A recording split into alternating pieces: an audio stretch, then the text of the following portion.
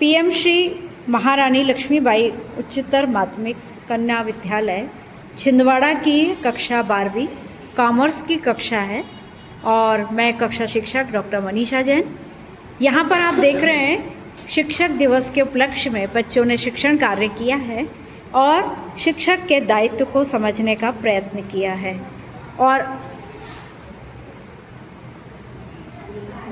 और ये आपके सामने सानिया मस्कुले है जो प्रबंध देखते हैं क्या पढ़ाने वाली है। साझेदारी संलेख पढ़ाने वाली है। श्रोताओं, क्या आपको साझेदारी संलेख पता है? साझेदारी संलेख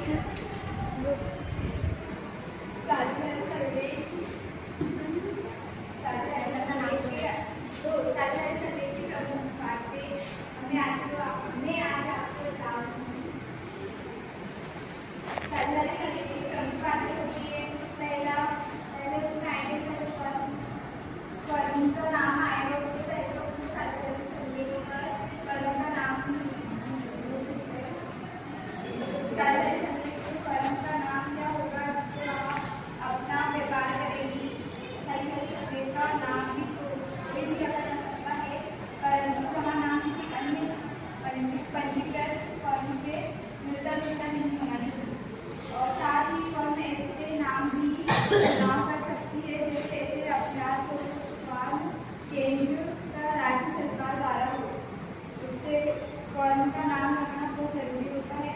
और फर्म का पता, फर्म क्या करेगा, यहाँ जाने से पहले अपना व्यवसाय या कारोबार करेगी। फर्म अपना नाम पंजीयन करने से फर्म का पता भी कर सकती है। और व्यापार का क्षेत्र फर्म का व्यापार क्षेत्र क्या, अर्थात व्यापार स्थानीय होगा परंतु होगा राष्ट्रीय या अंतर्राष्ट्रीय होगा, या उसका स्वरूप क्या होगा। और संगठन एक महत्वपूर्ण होता है नियोजन के साथ।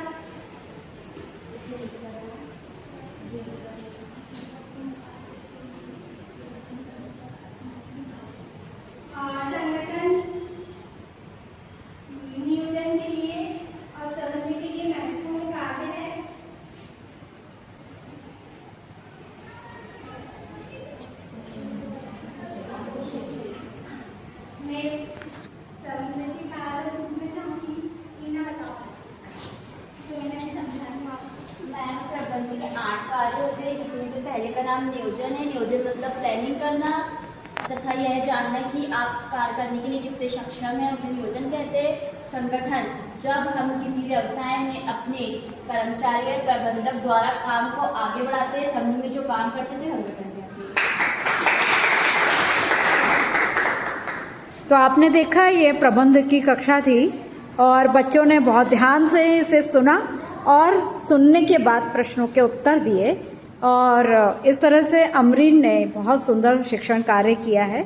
मैं डॉक्टर मनीषा जैन, कक्षा शिक्षक, कक्षा 12वीं सी कॉमर्स, महारानी लक्ष्मीबाई उच्चतर माध्यमिक विद्यालय छिंदवाड़ा से।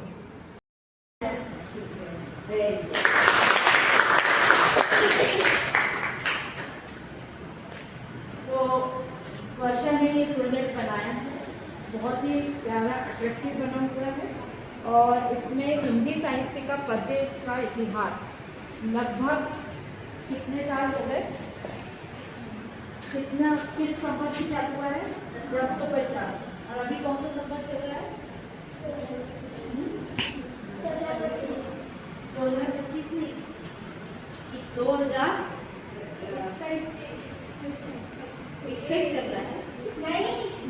21वीं शताब्दी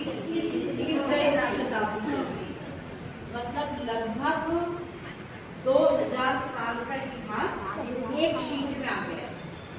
एक शीट में 2000 साल का इतिहास और इसमें आदिकाल के विषय में बताया है और इसमें राजाओं के युद्ध कौशल का वर्णन कब होता था?